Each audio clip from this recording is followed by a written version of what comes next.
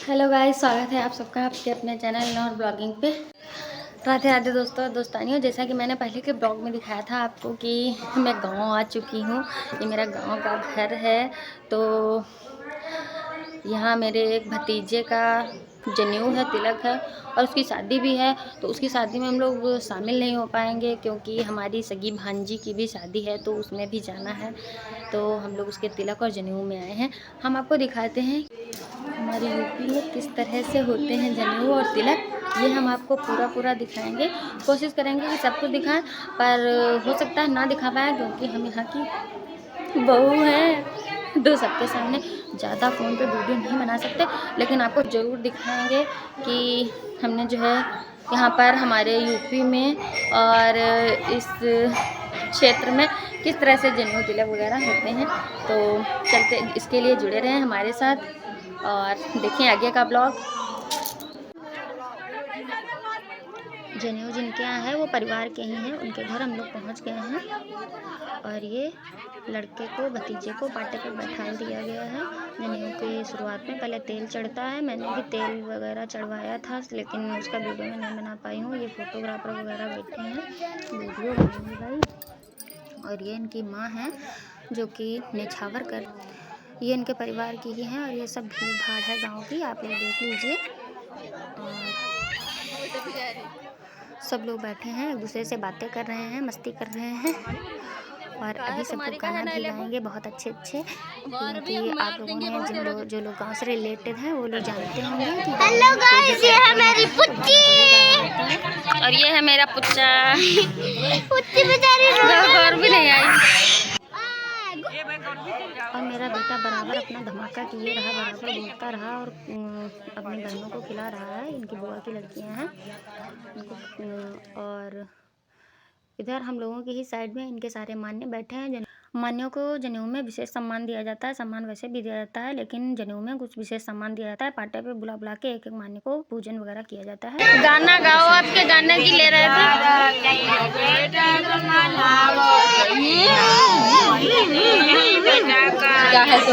ये है विशेष गाने जो सबको नहीं आते। और अब ये जनेऊ का काम शुरू हो गया। ये देखिए, इनकी माँ जो है वो भीखी डाल रही है। माता पिता हैं, ये भीखी डाल रहे हैं। ये हमारे यहाँ जो है भाभी नहीं कहा जाता है, जेठानी को दीदी कहा जाता है। तो ये दीदी हैं जिनका बेटा है, भीखी डाल रहे हैं माता पिता इनके। और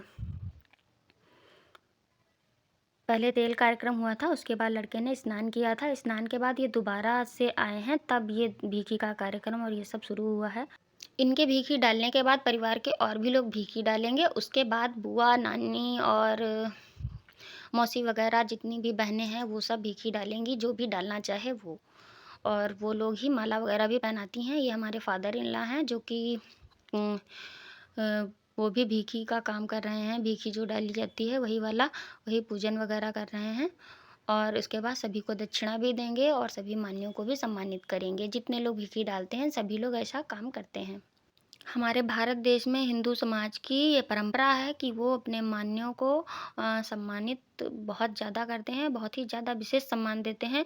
इसीलिए आपने पुराने इतिहास में वगैरह में पढ़ा होगा कि अंग्रेज़ शासकों ने जो है हिंदू लड़कियों से शादी ज़्यादातर की है। कि हिंदू शासक जो बड़े बड़े होते थे, उनको अगर वो दामाद बन जाएंगे तो फिर वो उनके अंडर में रहेंगे। इस सोच के साथ उन्होंने जो है ज़्यादा से ज़्यादा हिंदू लड़कियों से शादी कि उसका एक कारण ये भी था। तो अब हम इतिहास की बात ना करके जनेऊ की बात करते हैं और ब्लॉग पे ध्यान देते हैं। तो मुझे बीच में ये बात याद आ गई तो मैंने आपके साथ शेयर कर ली। और अब फादर इन लॉ लगभग शायद भीखी डाल चुके हैं, मैंने वीडियो में देख भी नहीं पाया। हाँ, आप डाल रहे हैं। ये इस तरह से भीखी डाली जाती है और दक्षिणा दी जाती है।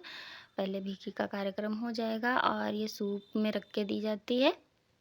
आप भीखी में जो भी देना चाहें वो दें। और ज़्यादा मैं डिटेल में क्या बताऊँ, फ़िलहाल आटे में पीली दाल मिलाई जाती है, शायद वो चने की ही दाल होती है, चने की ही होती है। और मखाने और गर्री का गोला और श्रृंगार का सामान, साड़ी और लड़के के लिए कपड़े होते हैं और बर्तन भी होते हैं। इतना तो मैंने देखा है। और पैसे भी, एक गड्डी लेकर बैठो, चाहे 10 की, चाहे 20 की, चाहे 50 की, चाहे 100 की, जितना आपका रिवाज हो। ये देखिए इनकी मौसी लोग, बहनें लोग, सभी लोग भीख डाल रही हैं और माला वगैरह पहना रही हैं। यहाँ हमारे ससुराल में लड़कियाँ जो होती हैं, मतलब घर की बहन बुआ, वो लोग जो है भीख ही नहीं डालती हैं, सिर्फ ऐसे ही माला वगैरह जिसको जो पहनाना है वो पहना देती हैं। बाकी मायके साइड लड़कियां भी भीख ही डाल देती हैं। तो यहाँ पर जो है जैसे होता है वैसे ही तो होगा। ये देखिए इतने सारे इन्होंने मुंड माला धारण कर लिए हैं। और इसके बाद ये जाएंगे काशी जी पढ़ने के लिए। इसमें एक ये वाला जो कार्यक्रम होता है ये भी बहुत विशेष होता है। लड़का काशी जी पढ़ने के लिए भी जाता है। तो जब ये काशी जी पढ़ने के लिए जाएंगे तो ये खड़ाऊ भी पहनेंगे। लकड़ी के चप्पल जिनको कहा जाता है, लकड़ी के चप्पल आप लोग जो लोग नहीं जानते हैं वो लोग नहीं जानते होंगे, इसलिए मैंने लकड़ी का चप्पल बता दिया है। फिलहाल उन्हें खड़ाऊ ही कहा जाता है। ये देखिए इन्होंने जो अपना दंड कमंडल अभी धारण किया है, ये हाथ में पकड़े हैं और बगल में जो है किताब पोथी तब अपने जो है दबा लिए है। इस पोथी को लेकर और ये लोटे का जल लेकर के और दंड कमंडल लेकर के ये जा रहे हैं। ये लोटा लिया है, वैसे कमंडलू होता है, अब कमंडल कौन रखता है, तो लोटा ही। और अब ये जा रहे हैं काशी जी पढ़ने के लिए। इनकी निछावर वगैरह फिर से की जा रही है और काशी जी पढ़ के आएंगे, फिर ये सबका आशीर्वाद लेंगे। ये थी लास्ट निछावर और यहाँ पे सभी लोग निछावर कर देंगे और जनेऊ का काम संपन्न होगा। और इसके बाद हम लोग जनेऊ समाप्त होने के बाद अपने घर चले गए। अपने घर मतलब गांव में ही, पास में ही हमारा घर है क्योंकि ये परिवार का लोग हैं, तो घर आ जाएंगे। और घर आने के बाद हम फिर से शाम के तिलक की तैयारी करेंगे। इनके यहाँ भी तिलक की तैयारी शुरू हो गई है। और बीच में हमारी जो जेठानी है उनके चोट भी लग गई थी जनेऊ के बाद, तो सब उसमें पड़ गए। और अब हम सब लोग तैयार हो चुके हैं। ये हमारे घर के सदस्य हैं सभी लोग, ये जेठानी हैं, नंदे हैं और ये सास हैं। सब लोग तैयार हो गए हैं और सब लोग तिलक के लिए जाएंगे। हमारे हिंदू रीति रिवाज में शादी से पहले जनेऊ जरूर होता है, इसलिए पहले जनेऊ हुआ था। जब तक जनेऊ नहीं होगा तब तक शादी नहीं हो सकती है। ये सब तिलक की भीड़ है। पूरा ब्लॉग देखिए, आपको बहुत मज़ा आने वाला है। यूपी में किस तरह से तिलक होता है ये पूरा आपको देखने को मिलेगा स्टेप बाय स्टेप। देखते हुए हमारे साथ जुड़े रहिए। और फिलहाल पूरे यूपी का तो पता नहीं, लेकिन हमारे गांव में ऐसे ही होता है, ससुराल में, मायके में, हर जगह। तो और शादी से पहले तो जनेऊ होना बहुत ज़रूरी होता है, इसलिए सुबह मैंने जनेऊ आपको दिखाया था। और ये शाम का सीन है, आप देख सकते हैं दीदी का घर कितना सुंदर सजा हुआ है, कितनी सुंदर सुंदर झालर वगैरह लगी हुई हैं और गुब्बारों से सजा हुआ है। ये सारी सजावट देखकर लग रहा है कि बहुत ही प्रेम से सजाया गया है। जब इस तरह से घर पे तैयारियां होती हैं तो बहुत ही अच्छा लगता है और आनंद आता है। और अक्सर हम लोग जो है गेस्ट हाउस वगैरह में अपने कार्यक्रम करते हैं तो उसमें ज़्यादा इतना आनंद नहीं आता है देखकर, जितना कि मुझे ये वाली सजावट देखकर आनंद आ रहा है। इसमें प्रेम दिखाई दे रहा है, बहुत ही प्रेम से घर को सजाया गया है। और तिलक का कार्यक्रम शुरू हो गया है। लड़का बैठ गया है आकर के पाटे पे। और ये इसके साइड में जो जॉकेट वगैरह पहने हुए हैं ये भाई लोग हैं, थारा उठाकर खड़े हुए हैं। थारा एक होता है बहुत बड़ा सा पीतल का, तो उसमें ही सारा सामान रख के और उसको जो भी पूजा पाठ किया जाता हो। मुझे पीछे से साइड से सही से दिख भी नहीं रहा है। और ये लड़की के भाई लोग उठाते हैं, बाकी जिसके यहाँ भाई कम हो तो और भी जो भी रिश्तेदार होते हैं वो उठा लेते हैं। इसमें कपड़े लत्ते, पैसे और जो भी जिसके जितनी श्रद्धा हो उस तरह से अपना जिस तरह का जिसकी जितनी सामर्थ्य उस तरह से करता है। हालांकि लड़की वाला अपनी सामर्थ्य से बढ़कर करता है, ये सभी लोग जानते हैं, ये मुझे बताने की आवश्यकता नहीं है। और ये रहे भतीजे जी जो कि खड़े होकर थारे को स्वीकार कर रहे हैं।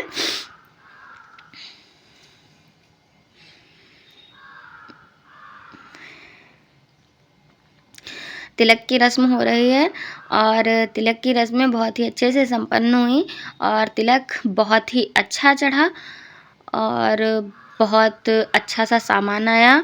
बहुत अच्छी हर चीज़, हर व्यवस्था थी, चाहे वो लड़की वालों की तरफ की हो या लड़के वालों की तरफ की हो। अब इस थारे का पूजन वगैरह हो गया है और ये जा रहा है अपने यथास्थान रखने के लिए। और ये देखिए, ज़रूरत से ज़्यादा सामान लाए हैं लड़की वाले। मैंने आपको पहले ही बताया था, लड़की वाले अपनी सामर्थ्य से बढ़कर करने की कोशिश करते हैं। और ये हैं लड़की के भाई और ये दोनों गले मिलेंगे और गले मिलकर इसके बाद शायद मीठा वगैरह खिलाया जाता है। और ये देखिए सभी लोग कितने प्रेम से बड़े बड़े भी हो गए हैं, फिर भी सब लोग गुब्बारे फोड़ रहे हैं बच्चों की तरह। ये ओरिजिनल खुशी है। ये घरों में जब कार्यक्रम होते थे पहले पुराने ज़मानों में, तब ये देखने को मिलती थी। मुझे तो कभी देखने को नहीं मिली क्योंकि मैं उस समय छोटी थी। मैंने सुना है कि पहले घरों में कार्यक्रम होते थे तब बहुत आनंद आता था। इसके साथ ही तिलक का कार्यक्रम संपन्न हुआ और अब सब लोग करेंगे डीजे तोड़ डांस। और डांस तो बहुत देर तक हुआ, बहुत देर तक चला, सारे कार्यक्रम हो गए थे। उसके बाद भी बहुत देर रात तक सबने डीजे तोड़ डांस किया। बहुत ज़्यादा डांस किया गया था। मैंने पहली बार इतना ज़्यादा डीजे पर डांस देखा था। और ये माँ बेटा की जुगलबंदी बराबर डटी रही थी। माँ बेटा बराबर जो है डांस करते रहे थे। मैंने आपको अभी आगे के ब्लॉग में बताया था कि ये माँ बेटा, ये जो दीदी हैं ये हमारी ननद लगती हैं और ये हमारे भांजे हैं। तो इन लोगों ने मिलकर के बहुत ही देर तक और बहुत ही अच्छा डांस किया। माँ बेटा की जोड़ी ने इतना ज़बरदस्त डांस किया कि मैं कितनी तारीफ़ करूं। फिलहाल इसके बाद अभी आपको देखने को मिलेगा। और लड़के की जो माँ थी वो बेचारी गिर गई थी, चोट लग गई थी, फिर भी उनको किसी ने डीजे पे लाके खड़ा कर दिया था। वो भी थोड़ा सा मटक के गई हैं। भाई एक्साइटमेंट तो होती ही है, आखिर लड़के की शादी थी। इसके बाद जब हम लोगों ने आपको लास्ट में जो सीन दिखाएंगे उसको देखकर आपको बहुत ही खुशी भी होगी, आनंद भी होगा और मज़ा भी आएगा। क्योंकि सबसे लास्ट में जब सब डीजे का कार्यक्रम बंद हो गया, हाँ सब लोग खाना खाने लगे, तब लड़के के जो पिताजी थे उन्होंने डीजे पर ठुमका लगाना शुरू किया और डीजे फिर से स्टार्ट हो गया। तो अभी तो इनके दामाद ही डांस कर रहे हैं और हम लोग आ गए हैं खाना खाने। ये देखिए हमारे भारतीय रीति रिवाज हैं। यही पहले रीति रिवाज चलते थे जो कि बीच में विलुप्त हो गए थे, आज मुझे देखने को मिले हैं। इस तरह से जो खाना खाया जाता है ये भी बहुत अच्छा होता है, बहुत ही अच्छा लगता है। खड़े खड़े खाना खाओ, इधर उधर खड़े हो जाओ ना, किसी से बोलो ना बतलाओ, आराम से बैठ के खाना खाओ। बस थोड़ी सी एक कमी रह गई, पत्तल जो है पत्ते वाली नहीं थी। ये देखिए लड़के के पिताजी ने फिर से डीजे चालू करवाया है और ये देखिए डांस कर रहे हैं। और लड़का भी अपने पिताजी को देखकर जोश में आ गया, वो भी कूदे धरे दे रहा है। तो ये था हमारा आज का ब्लॉग। मिलते हैं नेक्स्ट ब्लॉग में, तब तक के लिए बाय बाय, राधे राधे, जय श्री राम, ओम नमः शिवाय।